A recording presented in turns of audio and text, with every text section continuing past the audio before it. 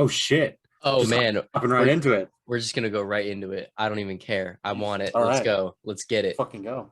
I want to talk about D&D. Oh wait, shit. Hold on. Sorry.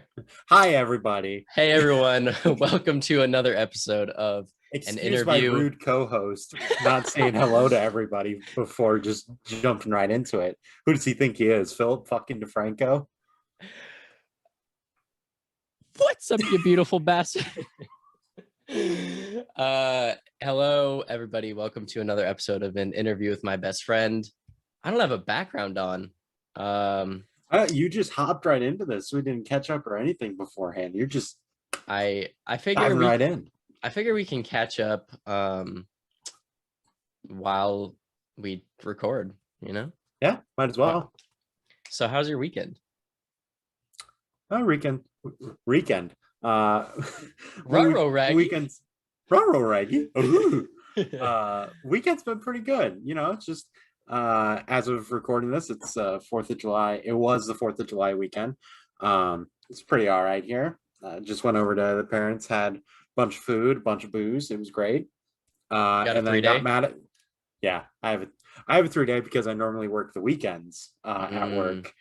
But we were closed on Sunday. So, well, the pharmacy was. The front of the store gets the short end of the stick, and they never close, no matter what. But yeah, I'm in the middle of a nice 3-day weekend. It's very nice. Hell yes. Got mad at people lighting fireworks illegally. That was fun. Even the city of Spokane canceled their fireworks show because of the fire danger and everything. Yeah, These fucking hicks out here nah, we're gonna light off our own fireworks. We're smarter than these scientists. Yeah, my parents were saying that they were gonna go over to my uncle's in Idaho, like we do every year, but they weren't gonna be launching any big mortars because of the fire risk. So they were just gonna keep it low and on the ground, those sparkly things that you just go. Like the Roman candles. Yeah, like Roman candles. Also, those boxes that you set on the ground and they just kind of go like. Pew, pew, oh yeah. Pew, pew. This is a good episode for sound effects. Damn. Oh yeah. Right out the gate too. Well, Hollywood, if you're listening, we're very talented at making sound effect sounds. No Foley work here. It's just all from our mouths. Yeah. Also, I have this in my back pocket whenever you need it. Are you ready? Nice. How was that? Ferris Bueller, if you're listening, we got the chicka chicka. Well, I'm in the middle of a 4-day weekend, but it got interrupted. You bitch. Hold on. It got interrupted. I'm gonna make you feel better. Okay, good. Okay, so here I am. Okay, at the start, you're probably gonna get more mad at me, but probably. I promise. There is a bad thing happened to me this weekend. Actually, about 4 fiscal hours ago. Yeah. So last night I was at the beach and I was absolutely toasted. And we were just hanging out at the beach. Yesterday was kind of like an impromptu day. One of my friends just hit me up and she was like, yo, let's go on this hike. And I was like, all right, bet. So we go out to the hike. And then it's called Mount Wheelie Falls. And they have this waterfall there. And next to the waterfall is this ledge. And you can jump off the ledge into this pool of water. And all right. Let me tell you, this was the highest. I'm on a tangent now. I'm way off track. No, you're good. Just keep going. I just getting your tangent out of the way early. Yeah. It's probably better that way, honestly, for everybody involved. So the tangents here. This is scrub ahead. Yeah. In the video, I'll post a link to when I'm done talking about bullshit. Timestamp, skip to this time if you don't want to hear about my day yesterday. So me and my friend, we go on this trail and this ledge. I thought it was probably maybe 30 feet above the water, which that's a lot.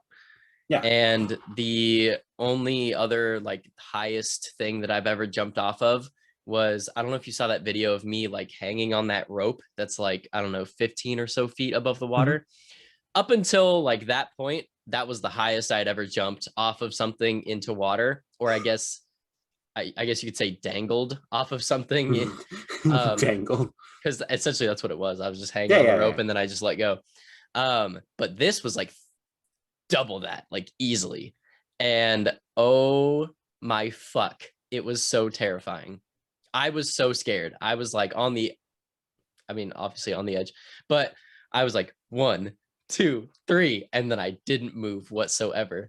I was just Oh like, my goodness. ah! So I had to like psych myself up mentally to That's like because make it's myself do 3d6 this. falling damage.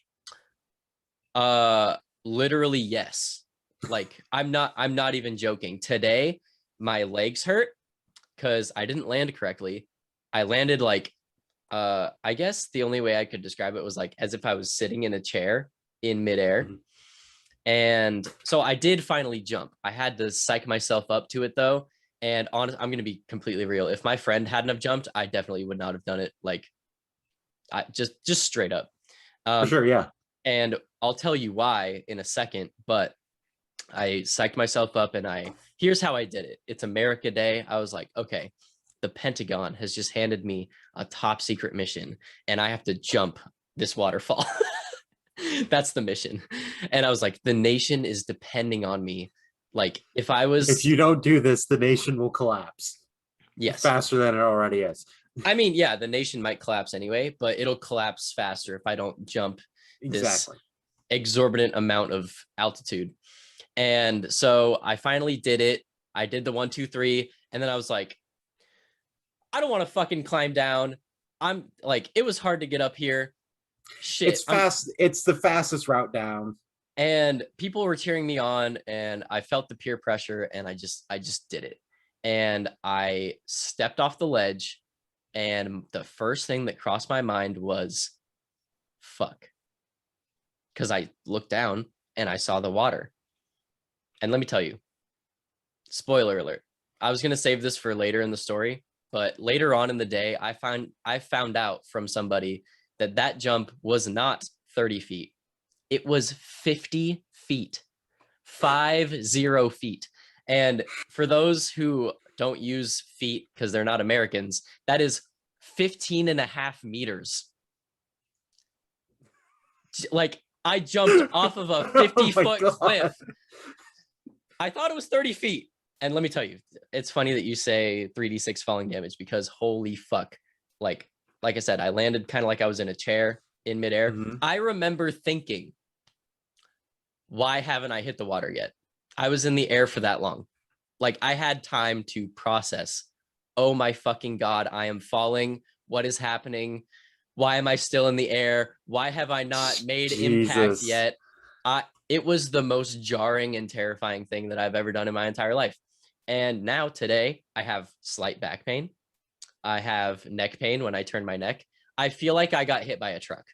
And literally, here's the reason that I found out it was 50 feet later that day is because that same friend sent me a news article from that day, like yesterday.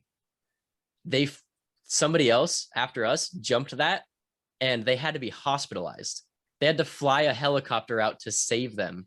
Oh my God. I literally could have died yesterday. And then personal request, don't do that again. If you're listening to this and you live in Hawaii or you ever plan to go to Hawaii, specifically Oahu, do not fucking do it. Don't go. Like you can go. That's fine. You can go. Don't do the hike. it. Just don't take the shortcut back down. This one chick was like a trained diver and she did it and she just like penciled right in. And Yeah. it was amazing. But she's like a fucking professional diver. Of course, she came out unscathed. I flapjacked like a dumbass and like, you know, I shouldn't have done that. I was really stupid in hindsight. But also, okay, if somebody had told me beforehand, like this is 50 feet in the air, I wouldn't have done it. Like I wouldn't even have climbed up there. And I should have, okay. In case you're wondering, yes, when you get to the top, there is a sign that says "Do not jump." Like there's like somebody, the state of Hawaii put a sign that says "Do not jump," and I fucking ignored that shit.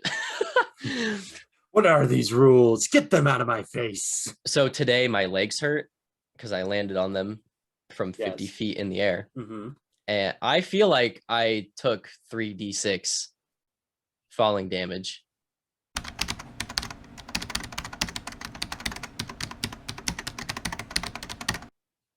So I actually have a funny theory about like falling damage, because you said at the outset that you want to talk about D&D. So I'm just going to jump. I'm going to jump 50 feet head first into D&D territory. So you know that falling damage caps out at 20d6.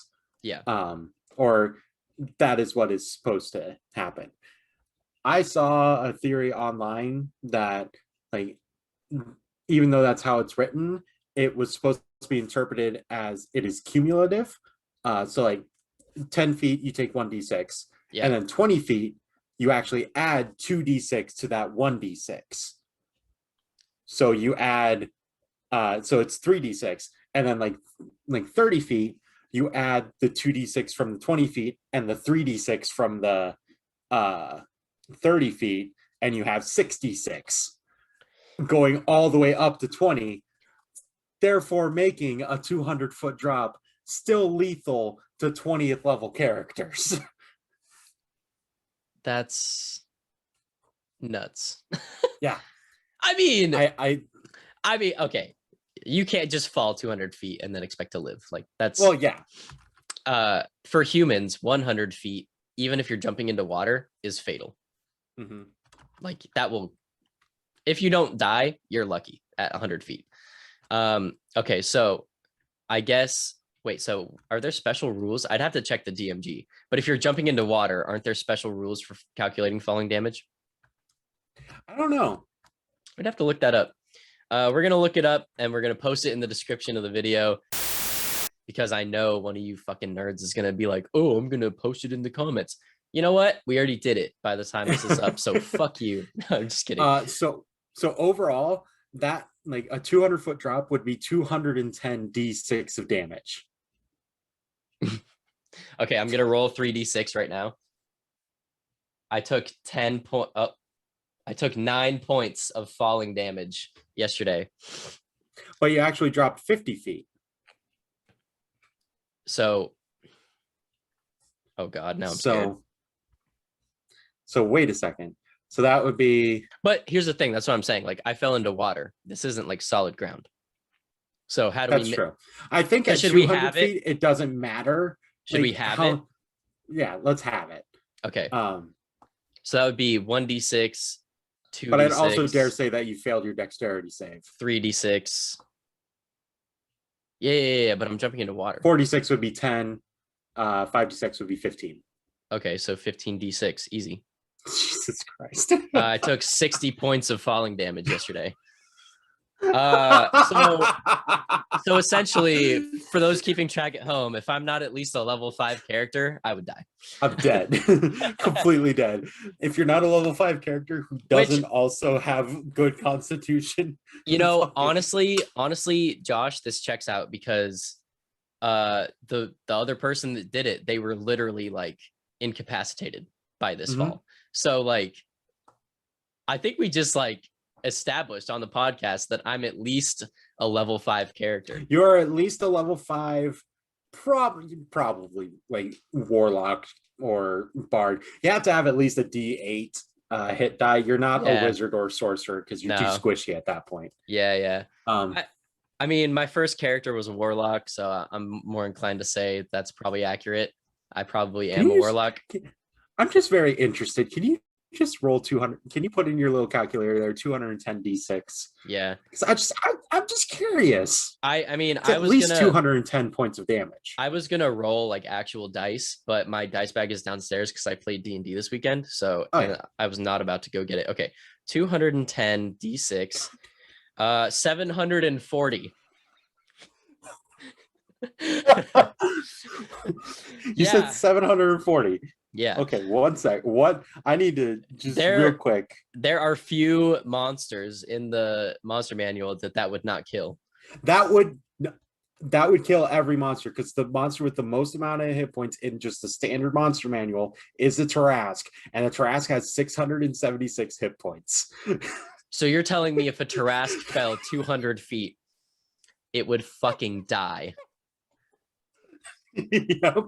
Well, wait, but Tarasks, they're so big. So does that really check out? Because what if a Tarask is like 200 feet tall? Then it just falls You one. can still Then you it can just still like get it that high up. then it just falls one Tarask. That'd be like me jumping. Oh, true. And it'd have to be in relation to its height. Like, Yeah. ooh. This is Interesting. we're breaking ground here. You'd have to like drop that thing from orbit, and it would cause an extinction level event to happen, or at least crumble a small city. Yes. Oh God. That's Okay. like fucking Avengers: Age of Ultron. Them dropping Sokovia on the planet. Okay, so don't worry if you're watching this, listening to this. We're gonna figure out the rule for if you're falling into water. How do you calculate damage? We'll cover that. What we want you to comment is your theory on how high you would have to drop a Tarask in order to kill it. This is your time to shine. Yeah. Hi everyone, Editor Josh here. So we have found someone who actually has an answer to our Tarask problem. With that, without further ado, here is our new resident D&D expert, Josh. Josh, say hello to everyone. Hello, everyone, and thank you for all coming out today. I have been hitting the books to look for the best way to drop a Tarask from a height that would kill it for some time now, and what I have found is very fun. So for starters, we need to figure out how far a Tarask would fall to take 1d6 falling damage. And for that, we have to find an average height for our adventurers. Now, with the many small races and very tall races mixed in with the races that have heights that are a bit less outlandish, I think we can safely, conservatively, put the average height of a 5th edition adventure at around 5 feet tall. So, if an adventurer is 5 feet tall and has to fall 10 feet to take any falling damage, that would mean that the creature would have to fall 200% of its height to take any damage from falling. With that known, let's jump back to the Tarask. After doing some research on this guy, we found that the most commonly agreed upon height for a Tarask is about 50 feet tall. So, more or less, we get to do the same math that we would for a character falling, but we just add an extra 0 to the end. So, you would have to drop a Tarask from 2,000 feet in the air to deal 210 d6 points of falling damage. Sorry, I just had a call there. That's why I was distracted for a second. Now, your next question is going to be, well, Josh, D&D expert, how do you get a Tarask 2,000 feet into the air? And to that I say, there's a couple options. First option, probably the easiest option, would be polymorph it into something else. Polymorph it, fly up to the 2,000 foot threshold, you drop it, shoot it with something, turns back into a Tarask, and you have your cataclysmic event. And that's fairly straightforward way to get rid of the problem. But after my colleague Hayden and I discussed it a bit further, we came up with a much more fun uh, interpretation of how to defeat this absolute unit of a monster. So, what we have found is not necessarily rules as written for the Dungeons and Dragons Player's Handbook, the DM's Guide, Monster Manual, what have you. Any literature in the Dungeons and Dragons 5th edition does not cover this. But what if you just dimension doored it up there? You'd have to do it 4 times to get it to the 2,000-foot threshold. But that's only 4 rounds of combat. Now, I hear what you're saying. Dimension Door cannot take an unwilling creature. And I say horse shit to that. There are so many spells in that goddamn book, and all of them, like most of them, have spell saves to it if you're trying to do something to a creature that doesn't want it to happen. So why doesn't Dimension Door? I feel like it should. So for this, we're going to say Dimension Door. If you want to take some unwilling creature with you, it has to succeed on your DC whatever saving throw. Now, quick disclaimer here: do not attempt to try this if you are lower than 20th level and not a wizard. Because I do feel that the only class that would be able to fully take advantage of this is a wizard, maybe a sorcerer, maybe. Now, continuing on, Tarask has 3 legendary resistances, so that poses some problems. And Hayden and I saw this. We saw this. We discussed it.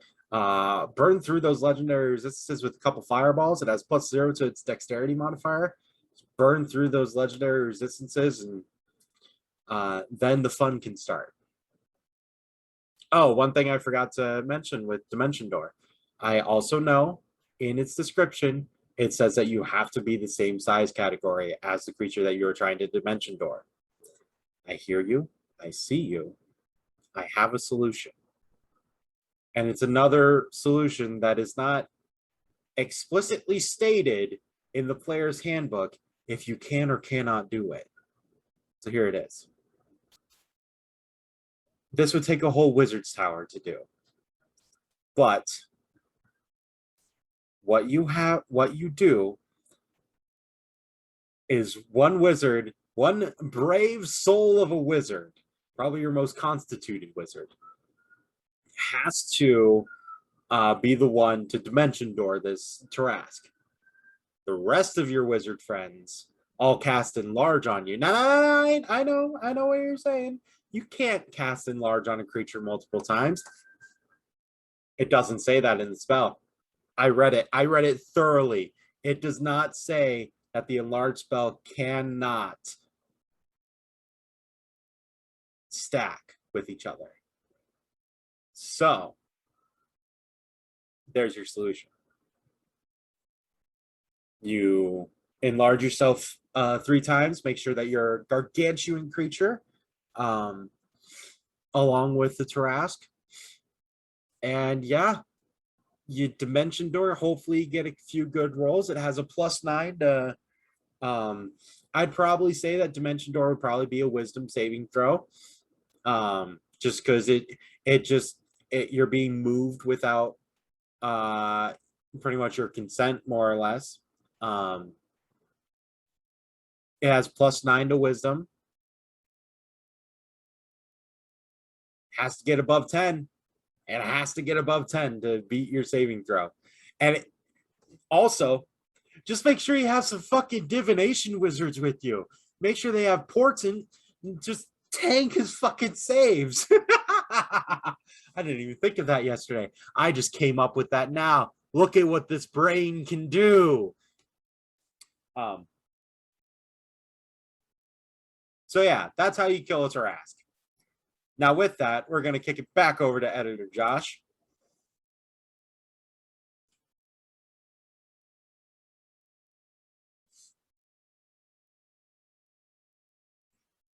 That was a lot. That was a lot of fucking nerd speak. I feel like I have to.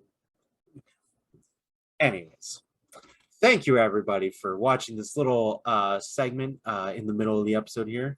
This is editor Josh signing off. Thank you all. Now go enjoy the rest of the episode. Bye. Please post in the comments down below. If you do comment, even if you comment, I have no fucking clue. Guess what? You're automatically entered. You're still entered to win a $30 Starbucks gift card. One of 2 this season that we're giving away. Oh my god, yeah. What a time. So what a way to kick off the episode. I feel like we're having some good fun. Yeah. So yeah, I jumped off a 50-foot cliff yesterday and lived. Definitely not planning to do that again anytime soon. Good. I remember when I finally like came out of the water, and it was so jarring. I had to like sit down and like breathe. Oh, I bet.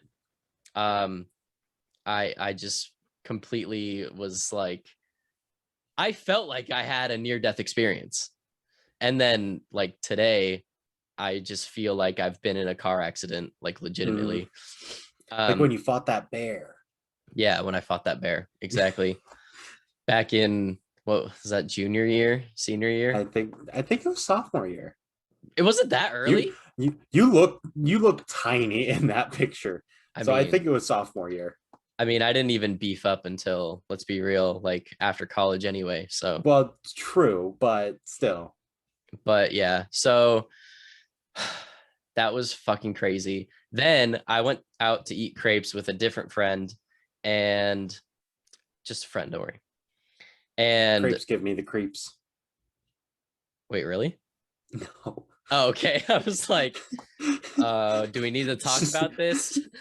No. Because it's kind of spelled like creepies, but. So I was out eating crepes with my friend, and then Aaron called me. And yeah, the same Aaron that was on a couple episodes ago. The same Duran. He called me. He was like, yo, I'm going out with my friends tonight for like a little shindig for Merca Day, and they're not barbecuing. They're just going to order pizza. And I was like, that's unacceptable. That fucking sucks. Also, you fucking assholes being open on 4th of July, and then okay. Actually, I'm an asshole because I went to Starbucks and I didn't even realize what day it was. And then I like had the Starbucks in hand. I was at the hike and I was like, oh my God, today's July 4th. I'm such a dick. So I don't know. I'm just as bad. I'm an asshole. They're an asshole. Corporations, you're assholes. Fuck you. Yeah. That's just how it is. That's just how it be. And anyway, moving on from that, he was like, I want to barbecue. So I took that as, Hayden, let's have a barbecue at your house. Because that's just the way that he, like, his inflection, like the way that he said it, I was like, okay, yeah, no, I'm totally on board for this.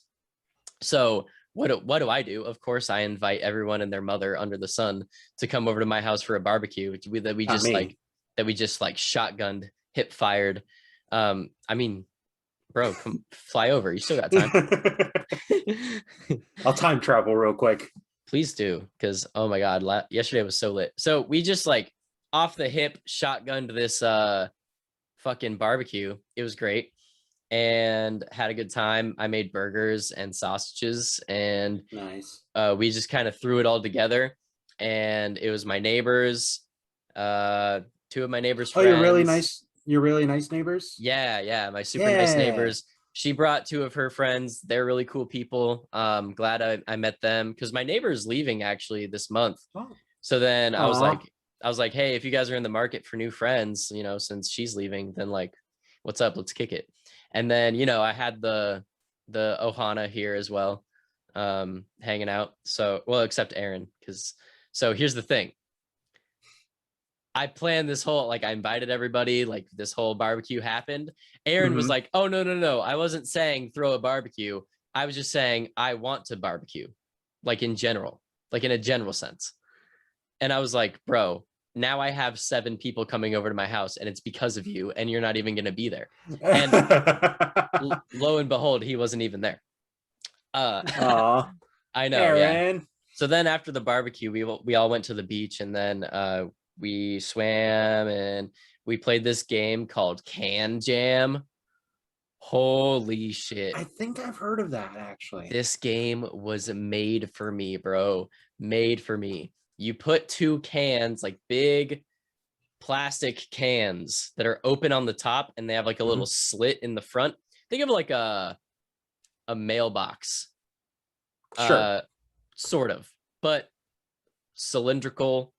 And so the goal is you have to throw a frisbee, and you get 2 points if you throw it above the can and your teammate hits it into the can. You get 1 point if you just straight up zing the frisbee and you hit the can. You get 3 points if I have played this. Yeah, you get 3 points if you make the frisbee into the slit. Yeah, that's it. That's really that's the game. And oh my god, it was so fucking fun. And because my neighbor's leaving, it was her game. She was like, I don't want to take this with me. Do you want this? And I was like, amazing. oh my god, 4th yeah, of July present. Yeah. So me and my bro, like this dude that I literally just met yesterday. So nice. One of her friends, I had just met this dude today. And then also their other friend, I'm just meeting these people for the first time, and they're in my house. So it was, I don't know, but that's just how we roll over here, you know, like nothing new there. It's pretty laid back. That's kind of how I am as a person. You know, I'm pretty chill. And so me and him teamed up, and we fucking destroyed everybody. Well, because, you know, I used to play Ultimate Frisbee. Yeah. And so come on now, like that shit was so easy. How many times did you get it in the little slit? 0. That shit was hard. Also, I was toasted. So that's also fair. So I've played that before. We Becca's family like bought it and brought it over, and we were playing it, and it was me and Becca versus her dad and her mom. And I think I got it in like the little slit like 2 times during the game. Hell like, yeah.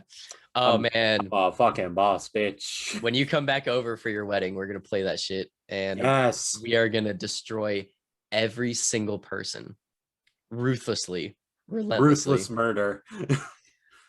They're gonna be like, damn, Josh and Hayden showed up at the beach and murdered 20 people. It's gonna make headlines. It's gonna be like an Onion article. It's gonna talk about like these grotesque ways that we absolutely decimated everybody, and then at the end, it's gonna be like, at Can Jam. At Can Jam. Yep. So yeah, that was super lit. And then oh my god. Yes. Josh. Yes, buddy. Use your words. Oh my god, Josh. I was so enamored that I forgot to send you a video of it, but one of my neighbor's friends also came, and she had a golden retriever. I was like, I'm sensing a dog. Amazing. This golden retriever, his name is Finn. He is big and he is floofy. Oh my god. And an extra most goodest boy. I saw him, and I'm gonna level with you. I almost burst into tears. I probably would have also. I understand you. I just sat on the beach and I just stared at this dog for as long as it would let me.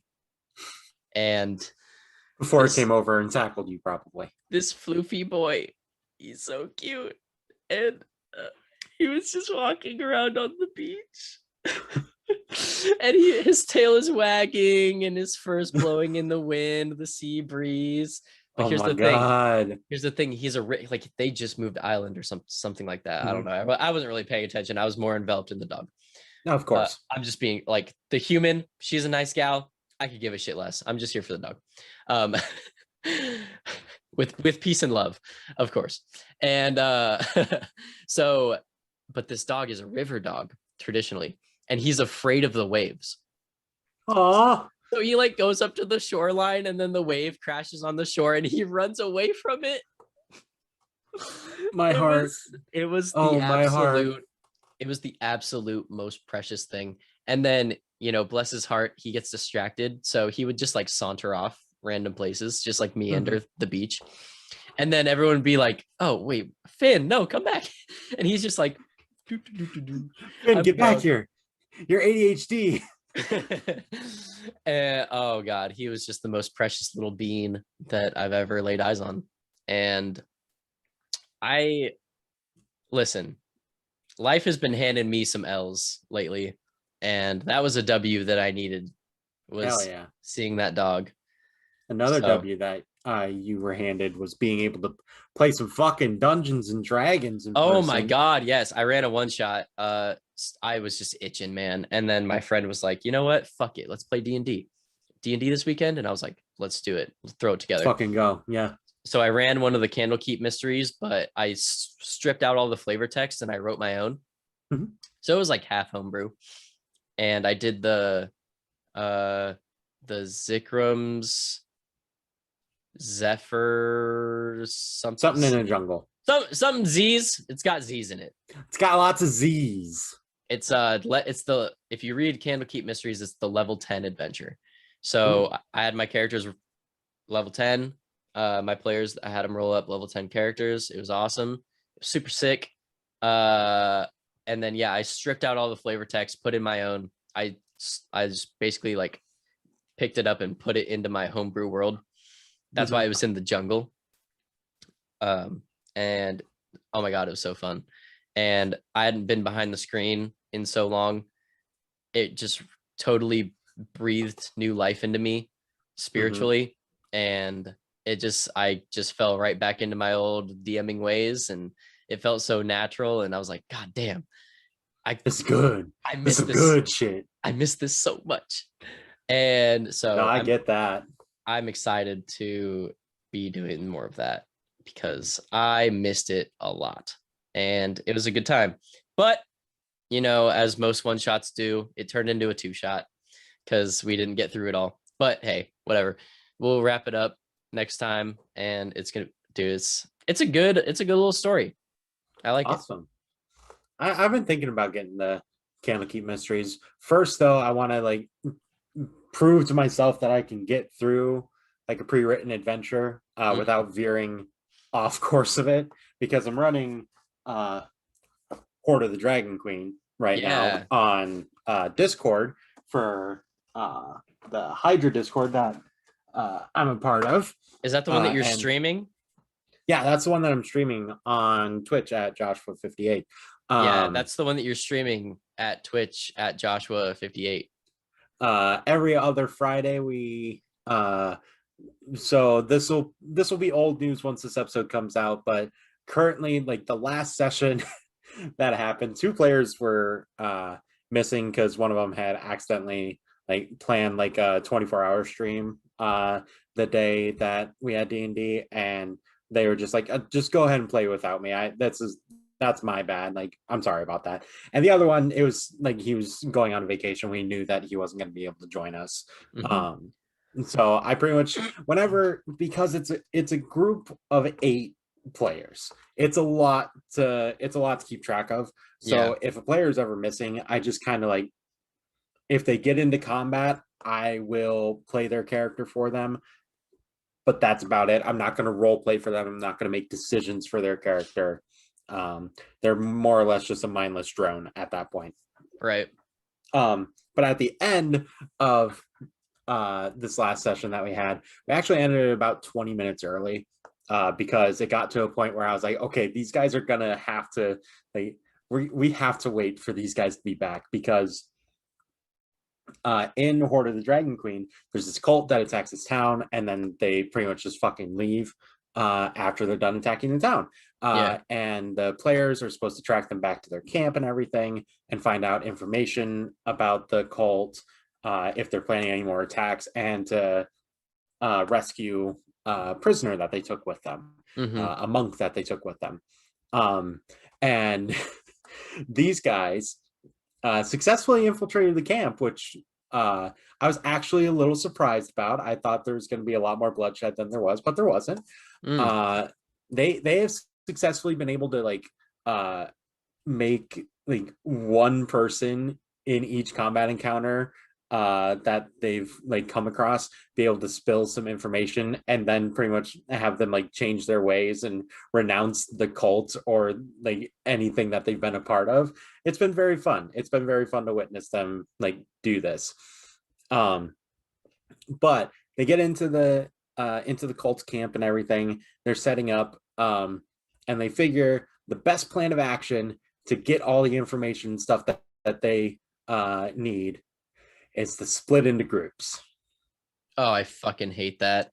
I'm really loving it. I'm really excited for it, or at least I was, because two of them were like, yeah, we're dressed as cultists. Like, we're gonna go to like the main part of the camp where like all like the head people are and everything, and like just see what we can like overhear. We're not going to really ask too many questions because we don't want to come off as suspicious. Three of them were dressed as actually four of them were dressed as mercenaries, but one of them was not going with the group of three, and I'll get to that in just a minute. So three of them were going to go to like the main mercenaries tent to find out like what's the plan of attack, like what are they doing here, why are you guys here. And I'm very excited for that because two of the characters are drow, and I don't put any like racism or anything into my game because I think it's just a very boring thing Trope to like lean on. Yeah. But they're like still from the Underdark and don't know like customs on the like overworld pretty much. Right. So they're still very socially inept in a way. And it's just very fun to have them doing role playing. So that leaves two people still dressed as cultists and one person dressed as mercenary left. Well, the bard, while they're all hashing out their plans, the bard, our good friend Brandon, decides, hey, can I sneak away from these guys and just kind of go and find information on my own? And I was like, yeah, sure, roll stealth. It rolls a 19 stealth. And I'm like, yeah, nobody else has passive perception that high. You just slip away as they're all making these plans. And so like the last two who hadn't planned like where they were going were the two players that were missing for like whatever reason. So I'm pretty much gonna open the next session with like, okay, you two who were missing a couple weeks ago, what are you doing about this runaway bard that you notice is left and is just freely walking about the cultist camp? And then I'm pretty much just preparing all this like random shit that could happen to Brandon. Oh, it's gonna be great. I love D&D. Well, so you said that you're now dealing with essentially a 4-way party split. I am dealing with a 4-way party split. That is fucking stressful. And I mean, just keeping everything straight is going to be very. We already talked about this. Like 8 players is way too many, respectfully, with peace and love. But the fact that you're doing it is amazing, and I don't know very many other DMs that could pull it off. So kudos. Because like I said, the largest game I ever ran was 10, and it's because I was running 2 groups of 5, and then they came together at the end. For sure, yeah. It was a shit show. I had to do like, and especially over Discord, like that just must be a jumble of microphones. Because when I was in, like, luckily when I did my 10-player one, it was in person, and I instituted a rule where, that big green foam dice that I have, that D20. Yeah. I made a rule where you could not speak unless you had that in your hands, and that worked. So that's fair. Yeah. No, it's so the way that we kind of have it working is it's all push to talk on Discord. So no, like very rarely people are just talking over each other, and it's actually a fairly pleasant audio experience. Really, if you, I mean, yeah, enjoy D&D. I did catch that one episode that I was or episode, what session, same thing. Yeah. I did catch that one session that one time, and I was enjoying it. I'm not, like I said, I don't traditionally consume media through audio only, like, but luckily, like, you had your camera on, Yeah. and And a lot of them, they're just like, they prefer not to have like their face on the internet, and I can respect that for sure. Oh, for sure. Yeah, I have been having so much fun like running that group, and now I'm finally going to be able to start playing in-person D&D, which is going to be great. I made a wizard with 18 strength. Yeah, you were telling me about that. We can't show our faces anymore. I can. I'm on Twitch. I don't care. Oh, can I show my face? Yeah, you can. Oh, okay.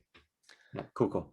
Okay, so tell me about like what happened? Like why did you make a wizard with 18 strength? Like what is your plan? So my plan for this wizard is he's like an ex-soldier.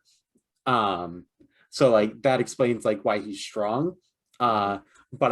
So we're playing in our buddy's homebrew, Lauren's homebrew world. And he has homebrew races and everything too. Yeah. And his humans are a lot like the variant humans, except they don't get like a static like ability score increase. Instead of having that, he lets them have 2 feats at level 1, which that's fucking disgusting. Is disgusting. And we're starting at level 3. So now I'm grappling with the fact of, do I bump my intelligence to 20 next level, or do I just take another feat and have 3 feats? But anyways, I gave this guy, he's like a war magic wizard, first of all. And the 2 feats that I gave him were Keen Mind, to give him a +1 intelligence boost. Also, I don't have to pretty much take notes then. I could just be like, Lauren, what was that thing that happened like a week ago in game? And then my character's just supposed to remember it. He also always knows which direction north is, yada yada. Fun stuff like that. That's fucking busted. Also, the stat block that I rolled had 2 17s, and this was confirmed by Lauren also. The first stat block I rolled didn't have, I think, a number under 13, but I was like, that is too broken. I do not want to play that character. I do not want to play a character that is that strong. Yeah, you got to get nerfed at that point. Yeah. The second stat block that I had 2 17s and an 8 in it. So I was like, it's a good little mix. I have 8 charisma. I will not be doing talking. I have done my time as the party's face in many a campaign, and I will not be that here. It's always nice to take a side seat in a campaign. Like, I'll know a bunch of shit because like 18 intelligence, and it's funny because Becca and I are playing characters that know each other, and she's playing an Archfey Warlock.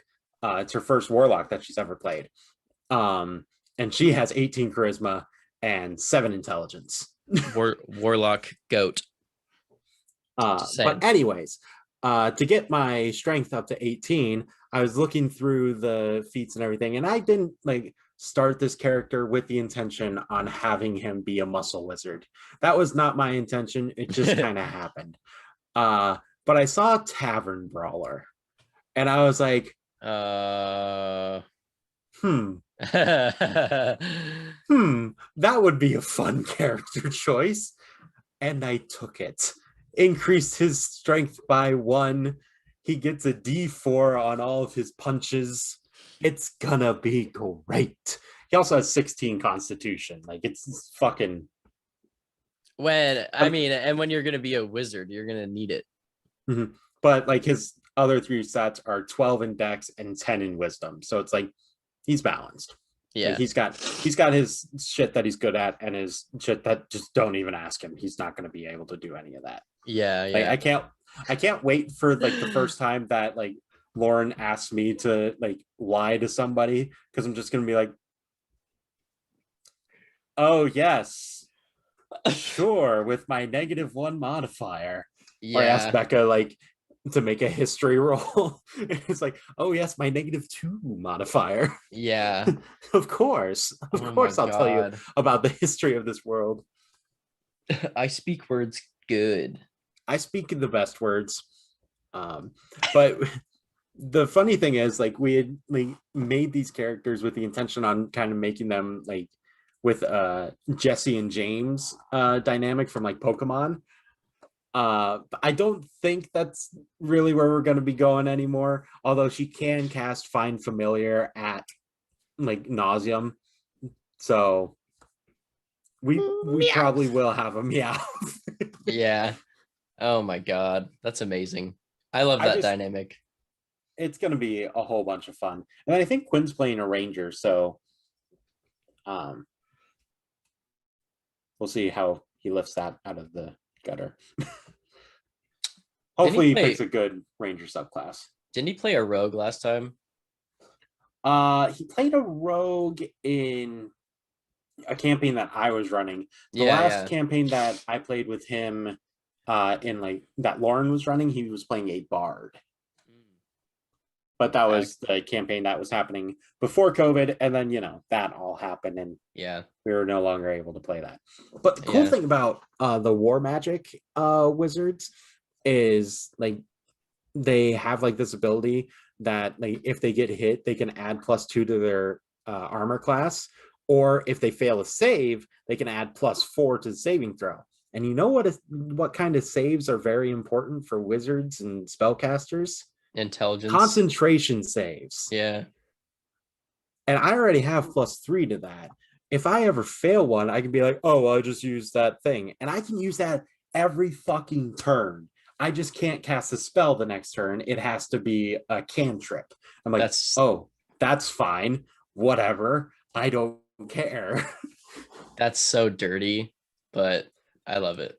That being said, I do have to use my reaction to do that. So I wouldn't That's be facts. able to do like, I wouldn't be able to do like shield or something like that. So right. Give and take. Yeah. That's what it is. I'm just excited to finally be able to play a wizard. I have like this sort of spell book that is kind of like bound, like it's like a bound like leather book that I'm going to use as my actual like spell book in my hand. I'm like copying the spells that I have like known for him into it. It's like a Lord of the Rings themed like book, like journal too, so I'm really excited about it. I'll send you a picture of it after this, yeah, or when we're done recording. I'll just bring it over. Yeah, send me the book. I'll put it right here, right here, right boom. We won't pick up my hand, but it's gonna be right here, right there. Oh, dude, we could do the dragon dance. For audio listeners, we just did the thing in Avatar when they like do the side over like cartwheel twist and they bring their fists together. If you've watched Dragon Ball Z, it's the fusion technique. Yeah. Okay. I have something to say about D&D, but first I just realized I forgot to tell you what bad happened yesterday. Oh yeah. So there I was. I thought it was just you falling 50 feet. No. That was, I mean, it's bad today, but it wasn't bad when it happened. That's right. I mean, I felt like the sting of the water because I fell from 50 feet. 50 feet, yeah. But yeah, so it actually hurts today, like a lot. I might have to see a chiropractor. Who knows? Maybe should I? Like, what's your take on this? I have no medical opinion when it comes to chiropractors because they are not medical professionals. Oh fuck, that's a bomb drop. Okay, I would recommend you go get a massage instead of a chiropractor. Okay, because I that's what do not trust chiropractors at all. That's what my friend was saying too, because she also jumped off the cliff yesterday. Well, if your friend jumped off a cliff, would you do it? Turns out, yeah. Yeah, I would. As it happens. Sorry, mom. Sorry, mom. Oh my god, yeah, I called my mom yesterday. She was very upset with me. I bet. If you would call, like, I was very upset with you in the moment that you were telling me. I was like, motherfucker. Mom, I'm sorry, and Josh, I'm sorry, and listeners, I'm sorry. Truly, I regret it. It was a really cool experience. Never again. Great memory. I will never do that again, ever. And I'm just glad that I'm here to record this episode. Anyway, so there I am, toasted at the beach. I get a text message from the Navy, TM, trademark. And so we heard you jumped off a cliff. No. It wasn't like that. It was like, oh, hey, reminding you that you have to come in at 7 a.m. tomorrow. And I was like, I read that and I'm like, what the fuck? No. And I was like, you know what? There's only one logical solution here. Keep drinking. And that's exactly what I did. Because at that point, it was too late for me. What am I supposed to do at water at 8 p.m.? Sorry, guys. I just found out I have to work tomorrow. And yeah, so they called me in to do urinalysis watch, which means I watch men pee into a cup so that they can ship that off to go get tested.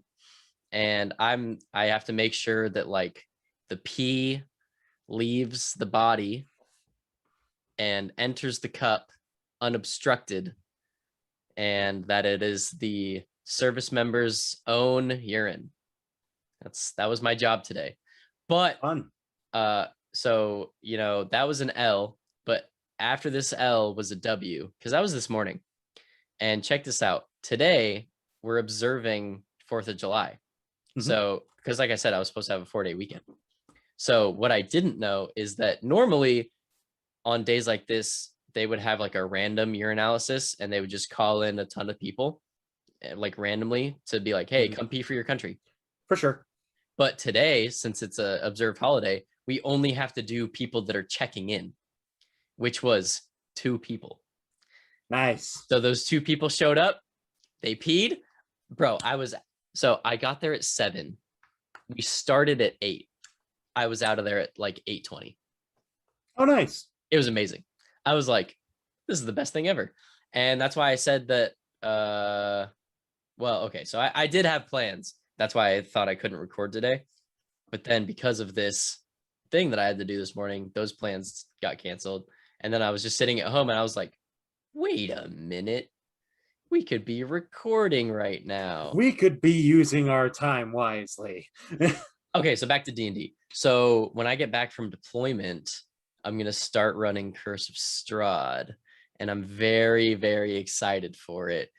And I got the big box, the revamped, as it were. For audio listeners, I'm making a very angry face. Blah, blah, blah. And I'm because it's got postcards, so you can invite the players to the game. It's got props and maps. I'm aware. And it's got. It makes me sad because I want it. It's got so much shit in it. It's got it all. Oh, I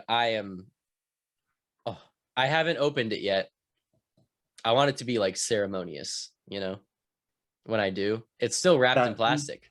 Once the fog like spills out of it because you're opening up the coffin, like Strahd himself comes out and like grabs you and you're like, oh. He like reaches and like takes me by the literal heart. I'm just like, Kalima. So I'm super excited to run that when I get back. But for now, super jealous. For now, all I can do is one shots. But hey, nothing wrong with a little one shot action. I had so much fun because, like I said, I gutted the Candlekeep and I added all my own flavor text. Yeah. And holy fuck, did I miss that? I miss writing descriptions of things and, using all that flowery language and, just getting really in the weeds. Like, I feel like, I'm not trying to, make this political or anything, but I know that like a lot of people don't like Tolkien because he'll just like beat the dead horse over and over again. Like he'll describe this tree for like 78 paragraphs. I'm the same way. Like I will absolutely make you have a Tolkien-esque writing style. Yeah, I will fucking, if you let me keep talking, if you like keep making perception checks, I will just spoon feed you the shit out like until you fucking puke, bro. Like I don't give a fuck. I love that shit. I just eat it right up. And oh my god, it was so fun because I was like, oh my god, I haven't sat down and written anything like this in a year. Because last year I was just a player, and it was during COVID time, so it was all over Zoom, and I was big sad. But yeah, so I've been playing in person now because we're all vaxxed And waxed. and waxed, baby. So but oh my god, it was so fun. I'm so glad to be writing again, so glad to be playing again. I miss being behind the screen more than I thought, because I did take a break because I was like, bro, I'm tired of always being the DM. Like, these fucking players, all they do is ruin my campaign. They don't respect me. They just want to fuck shit up. They just I'm want to do done. their own shit. I'm done. I'm out of here. And then now I'm like, please play my homebrew. Ooh. Please play homebrew. Ooh. So yeah, no, super good to be back behind the screen. I can't shake the feeling. It was so good. I can't wait to like run something in person again, because it's a completely different feel than like doing it on Oh, Discord. absolutely. And I am very much enjoying my game on Discord. It's been very fulfilling. A lot of those players are first time players or haven't been able to play consistently Bless up. like the same character in a campaign, which I've been lucky enough to be able to play like a character through a whole like character arc for themselves, which you quickly find out not a lot of people are able to do because their groups just fall apart. Like Lauren was telling us, like he has some friends who are like, oh yeah, like 8 sessions, that's typically a long campaign for us. And like we had played a campaign with him that was like 30-40 sessions of like the same characters. Like it's Yeah. just I'm Yeah. very excited for this campaign that he's going to be running though, because he said it's not going to be very serious. And that like because a lot of his campaigns have been very serious, and he was just like, I'm tired of writing like those like save the world sort of like plots. So this is going to be a bit more low key, like not high adventure, just kind of like we're gonna have fun with it. And Yeah. so he's like, it's really sad because Joseph won't be able to play with us because he's in Boston. But this is exactly the kind of shit that he would want to do. Yeah. Yeah. I want to play. No, I want to run a campaign that's like low adventure. You know, like you are like you are a speck. Like you basically are meaningless and you're just trying to survive like this Like thing. somebody else is going and saving the world, and you're just like And running errands. if I could find people that would be down to just, because I feel like I've been blessed, because the first campaign that I ran fully on my own was Tomb of Annihilation, and I was running 2 groups in tandem at the same time. They were like affecting each other in the world, and we played, that campaign lasted 73 weeks, and both groups met every week. So that's already 146 sessions between the 2 groups. It's a fuckload of sessions. Fuckload of D&D. So, you know, and that's like, that was my first campaign that I ran, and I was just thriving. But now, like, I feel like I've already done it, you know, like I totally identify with that. And I would really like to play like yeah, you're literally a nobody, and maybe you're a hero in your own right, but like in the scheme of the world, like nobody knows who the fuck you are. You're just like, I don't know. Even if it's just more like character driven like stories and stuff like that, like it's more stories that like your player characters are much more connected with, and not like some overarching like plot line or something. Yeah. So yeah, I'm excited, and I want it to be in person, because like I have a lot of respect for DMs that can do the over Zoom/Discord format, or like Roll20, for example. I have so much respect for people who have been able to, for DMs who are able to figure out Roll20 and be able to use all those resources. Yeah. I can't wrap my mind around it. I can use it, but here's the thing, I don't like it. Like I'm going to be perfectly candid with you. The reason I play D&D is so I can see my friends every week. It could be anything. We could be whatever. I don't give a shit. I love D&D, but at the end of the day, it's because I want to see my friends every week. And also we just happen to be able to do some, dope storytelling. But when you take that away, For sure. Like when COVID hit, I just had no motivation, because like, it's just not the same. Like I wasn't engaged in the same way that I'm engaged when it's in person. And, I played a couple of games with some friends over Roll20, and I'm super grateful to those DMs that, had me in their games. But if they invited me back to one, like now, I would probably say no, like with peace and love. I'd be like, hey, would you consider running this in person? Because like, I just can't. I can't do it. So, I mean, now that, and then seeing you do your Discord campaign, just massive props. And like, it's all theater of the mind. And like, that gets me so rock hard. But, but man, I would not do it myself. So I think that's like where you and I stand apart in terms of like DMing. I want to get back to in person so bad though. I have all these minis. Washington, get your shit together. We opened completely back up. I just want to find more people that I can like play with. All right, I'm on my way. Oh, cool. Perfect. Run Strahd for me. Move here. Don't fucking tempt me. There's CVS here. Ta-da, it's our wedding gift. We're moving to Hawaii. Oh. Yeah. I support. I think I'm gonna we should talk off the podcast about my future. But it looks like I might be staying here a little bit longer than I previously thought. So yeah. Well, we'll talk about listeners, viewers, everyone. I hope you enjoyed our D&D discussion today. Expect at least one of these every season. So if you see it come up and you're like, oh God, they're talking D&D again, at least just click that little like time thing and just scroll through the whole video just so we get another view or listen. It helps.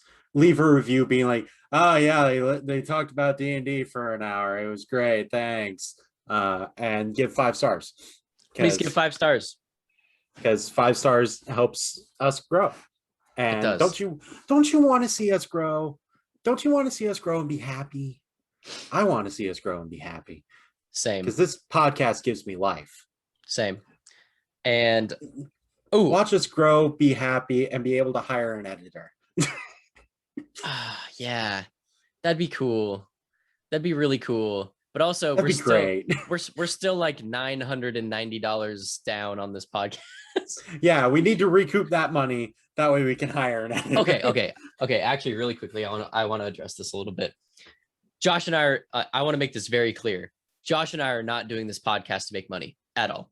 Because I had some fucking douchebag motherfucking Instagram account hit me up in our podcast Instagram's DMs and be like, yo man, I can help you grow your page, and you gotta get in tune with your true fans, and then that's how you make true money. Fans are our best friends. Yeah, literally. It's like I told him like in multiple messages. I straight up put this guy on blast on our Insta story too. I was like, we have no interest in money. We're not doing it for money. He was like, well, you got to get, is your page even profitable? And I was like, we don't care about money. We're not doing it for money. So stop messaging us. With that being said, look, guys, right now we have one donor, Austin Ruiz. thank you so much for contributing to our channel. Thank you for giving us $5 a month. We love you so much, but that is not our goal. That if you feel in the kindness of your heart that you want to give us money, that is amazing. Thank you so much. That's not why we do the podcast. You don't have to. You do not have to do that. We will never ask you to send us money. We only activated that link because I think Anchor made us. Anchor made us do that. Like, yeah. And if you notice on our Instagram posts, I don't link to it, like, because Anchor automatically puts us support this channel. They automatically put that in every description of every podcast. Mm-hmm. But if you go on YouTube and if you go on Instagram, we don't put that there because it's not why we made this. We made this so we can just talk to each other and you guys get to share in that like conversation. Yeah. If we blow up, cool. That's great. But we don't care. Like, it's a 1 in a million chance that we're not going to put all of our tokens on. I think like 20 of you are listening at least right now. Like tangibly, I can say like 20 of you are listening. That's already way too many, in my opinion. So like, this is just mostly something better. Yeah. Mostly just for me and Josh to just, kick it and talk. And then, for some reason, you guys seem to want to listen to us. Thank you so much. I have nothing but undying gratitude that you want to put us in your ears and listen to us. But, please, we will never ask you for money. It's not about the money. And if you feel compelled, then, thank you so much. But I'd rather see you go over to Josh's Twitch and send him $5 over there than to have it come over here. I'm just going to be like totally straight up. My Twitch is for profit. This is just for fun. And if you're one of those skeevy Instagram pages with like, just stop, trillions of bots as followers, fuck you. Like, get out of my DMs. I don't want your promotion. If you listen, I straight up sent him a message. I was like, if you like our content, share it. If you don't, then don't. And so I'm going to offer the same thing to you. If you're listening, if you're watching, if you like our content, share it. If you don't, that's fine. You're entitled to your opinion. Your opinion's wrong, but you're entitled to it. Your opinion is wrong, but who wants to listen to two white guys talk about D&D for an hour? A lot of people actually. Fuck. Shit. Damn. That's true. Yeah. Did you see? Never mind. I'm not going to say it. We'll talk about that off the pod. Yeah. Okay. Well, with that being said, thanks for listening. Thanks for watching. And we love you. Thanks for all the comments. Thanks for the retweets. Thanks for the reviews. You all are great, fantastic people, and I love you all. Now enjoy this sexy music.